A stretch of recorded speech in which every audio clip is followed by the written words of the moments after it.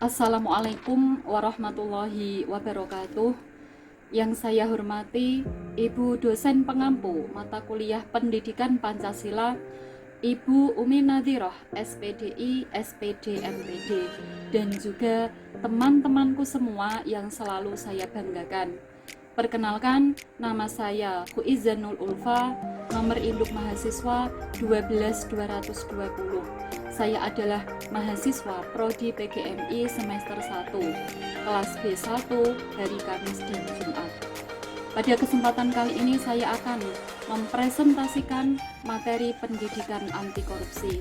Video ini untuk memenuhi tugas mata kuliah Pendidikan Pancasila. Materi pendidikan anti korupsi dilatar belakangi oleh tindakan korupsi yang merupakan ancaman global di dunia dikarenakan adanya penyalahgunaan kekuasaan oleh pemerintah atau pihak-pihak terkait untuk kepentingan pribadi yang sangat merugikan kepentingan umum maupun negara.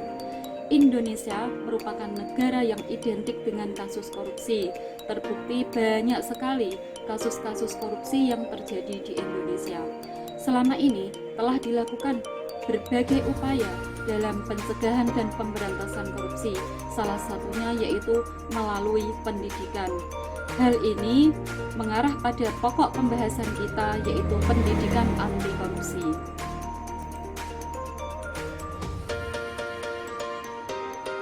Pokok-pokok bahasan yang akan kita bahas pada kesempatan kali ini yakni adalah A. Pengertian korupsi, kemudian B. Apa saja faktor-faktor penyebab dan dampak-dampak negatif dari tindakan korupsi. Kemudian C. Pengertian, tujuan, dan penanaman pendidikan anti korupsi. Kemudian pokok bahasan selanjutnya adalah pentingnya pendidikan anti korupsi. Kemudian pokok bahasan selanjutnya yaitu mengenai nilai-nilai dan prinsip-prinsip anti korupsi. Selanjutnya yaitu bagaimana upaya pemberantasan korupsi. Pokok pembahasan yang pertama, pengertian korupsi. Korupsi adalah menyalahgunakan kewenangan, jabatan atau amanah yang melawan hukum untuk memperoleh keuntungan atau manfaat pribadi atau kelompok tertentu yang dapat merugikan kepentingan umum. Unsur-unsur yang melekat pada tindakan korupsi yaitu tindakan mengambil, menggelapkan harta negara atau masyarakat, kemudian melawan norma-norma yang berlaku, kemudian penyalahgunaan kekuasaan atau wewenang, kemudian demi kepentingan diri sendiri atau lembaga instansi tertentu, selanjutnya yaitu merugikan pihak lain baik masyarakat maupun negara. Faktor-faktor penyebab dan dampak negatif korupsi. Secara garis besar, faktor-faktor penyebab korupsi meliputi dua faktor, yaitu faktor internal dan faktor eksternal. Faktor internal merupakan faktor penyebab korupsi yang berasal dari dalam diri pribadi seseorang yang meliputi aspek perilaku individu dan aspek sosial. Aspek perilaku individu merupakan adanya dorongan atau sifat dari dalam diri seseorang untuk melakukan tindakan-tindakan korupsi yang meliputi sifat tamak manusia, kemudian moral yang kurang kuat menghadapi godaan, kemudian gaya hidup konsumtif, dan lain sebagainya. Dari sisi aspek sosial, penyebabnya yaitu lingkungan keluarga yang justru dapat menjadi pendorong seseorang untuk melakukan tindakan korupsi. Faktor penyebab tindakan korupsi dari faktor eksternal. Faktor eksternal adalah faktor penyebab terjadinya korupsi karena sebab-sebab dari luar yang meliputi aspek organisasi, kemudian aspek masyarakat tempat individu dan organisasi berada, kemudian aspek politis, dan kemudian aspek ekonomi. Dari sisi aspek organisasi, misal penyebabnya yaitu kurang adanya teladan dari pemimpin, kemudian kelemahan sistem pengendalian manajemen, kemudian manajemen yang cenderung menutupi kasus-kasus korupsi di dalam organisasinya. Dari sisi aspek masyarakat tempat individu dan organisasi berada, misal disebabkan oleh nilai-nilai yang berlaku di masyarakat ternyata kondusif untuk terjadinya kasus korupsi. Kemudian masyarakat kurang menyadari bahwa yang paling dirugikan oleh setiap praktek korupsi adalah masyarakat itu sendiri. Kemudian masyarakat sendiri seringkali terlibat dalam praktek-praktek korupsi. Dari sisi aspek ekonomi disebabkan karena pendapatan tidak bisa untuk mencukupi kebutuhan, di mana terjadi situasi mendesak, dan adanya situasi mendesak itu membuka ruang bagi seseorang untuk melakukan tindakan korupsi. Dari sisi aspek politis, korupsi ini biasa terjadi karena kepentingan politik serta meraih dan mempertahankan kekuasaan. Biasanya dalam aspek politis ini terjadi rantai-rantai penyebab korupsi yang tidak terputus.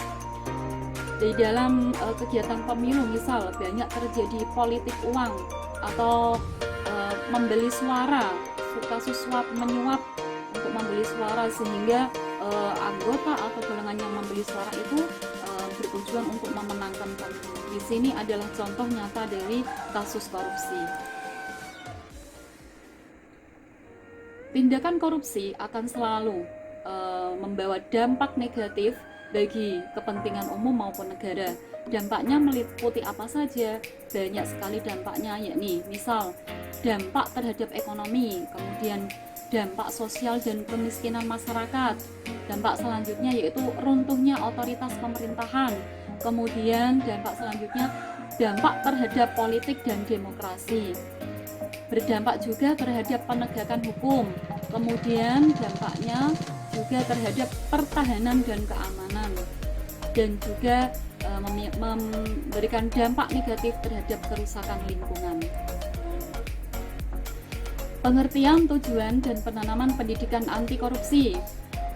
Anti korupsi merupakan sikap menentang terhadap adanya korupsi.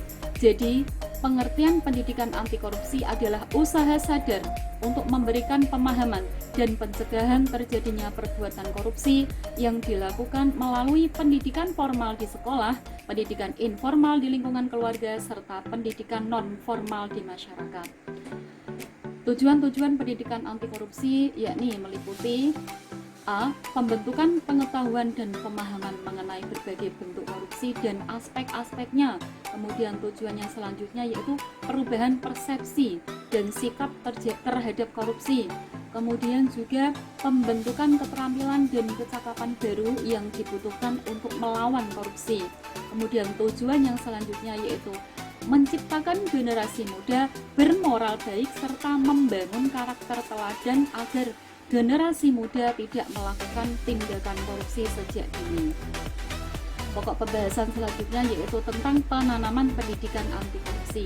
Penanaman pendidikan anti korupsi dapat dilakukan di dalam pendidikan di keluarga, pendidikan formal maupun pendidikan di masyarakat.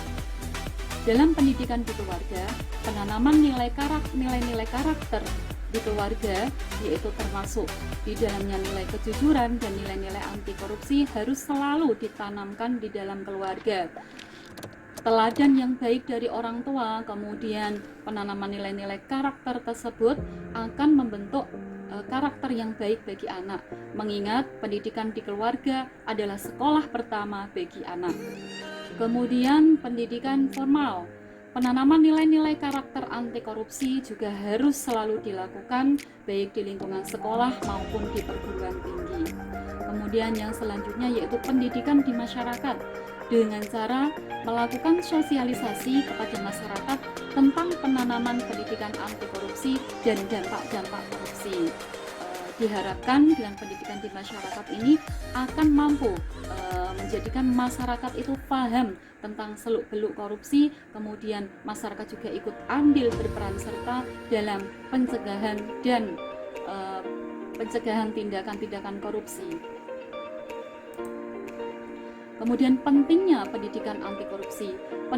Pendidikan anti korupsi yang diberikan di berbagai level lembaga pendidikan sangat penting dilakukan karena akan menciptakan generasi yang sadar akan dampak-dampak korupsi, kemudian sadar akan bahaya korupsi, sehingga akan memperbesar motivasi untuk memberantas korupsi dan diharapkan dapat menyelamatkan generasi muda agar tidak menjadi penerus tindakan korupsi yang dilakukan pendahulunya. Pendidikan anti korupsi juga harus diupayakan menjadi sebuah gerakan yang melibatkan berbagai elemen masyarakat agar masyarakat juga ikut berperan aktif dalam pencegahan dan pemberantasan tindakan korupsi. Pokok bahasan nilai-nilai dan prinsip anti korupsi. Nilai-nilai anti korupsi yang meliputi nilai kejujuran, kepedulian, kemandirian, kedisiplinan, tanggung jawab, kerja keras, sederhana, keberanian, kemudian nilai keadilan. Nilai-nilai anti korupsi ini harus selalu ditanamkan, harus selalu diajarkan dan diberi pengetahuan, karena dengan penanaman nilai-nilai anti korupsi ini akan dapat mencegah faktor-faktor penyebab terjadinya korupsi dari faktor internal. Prinsip-prinsip anti korupsi meliputi akuntabilitas, transparansi, kemudian kewajaran, kemudian kebijakan dan kontrol kebijakan. Dengan penanaman prinsip-prinsip anti korupsi ini akan dapat mencegah faktor-faktor penyebab korupsi yang berasal dari faktor eksternal. Pokok bahasan upaya pemberantasan korupsi. Unsur-unsur utama pemberantasan korupsi.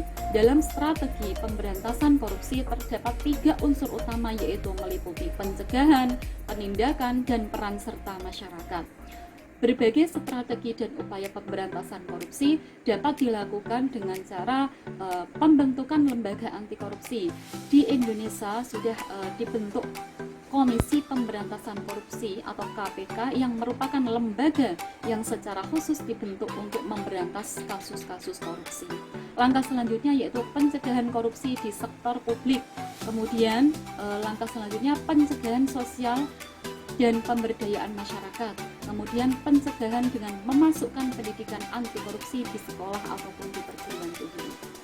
Kesimpulan dari presentasi kali ini yaitu pendidikan anti korupsi adalah usaha sadar untuk memberikan pemahaman dan pencegahan terjadinya perbuatan korupsi yang dilakukan melalui pendidikan formal di sekolah, pendidikan informal di lingkungan keluarga, serta pendidikan non-formal di masyarakat. Pendidikan anti korupsi sangat penting dilakukan karena dengan adanya penanaman nilai-nilai agama dan moral anti korupsi secara lebih spesifik, maka akan mampu memberikan kontribusi pada pembangunan mental dan moral yang bersih dan jujur. Pendidikan anti korupsi ini juga tidak hanya berhenti di tingkat program pendidikan, tetapi juga harus selalu diupayakan menjadi sebuah gerakan yang melibatkan berbagai elemen masyarakat dengan cara yaitu melakukan sosialisasi kepada masyarakat tentang penanaman pendidikan anti korupsi serta dampak-dampak korupsi, sehingga masyarakat bisa ikut serta berpartisipasi dalam upaya pencegahan dan pemberantasan korupsi. Demikian presentasi dari saya tentang materi pendidikan anti korupsi. Semoga bermanfaat. Terima kasih. Wassalamualaikum warahmatullahi wabarakatuh.